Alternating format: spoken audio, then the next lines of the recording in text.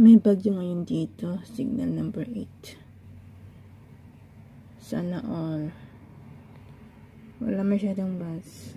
Kasi nga, malakas ang hangin naman yan. Nag-issue na ng typhoon number 8 yung weather forecast dito. Hindi ko lang kung nasan yung mga kaibigan ko.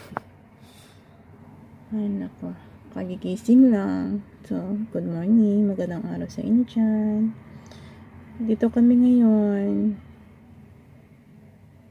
Binabagyuhan. Dadaan naman to ng ilang oras. Pero sana wag lang magtagal ng bukas. Yan. Mamaya-maya wala na kasi i-issue ng typhoon 8 around 12:40.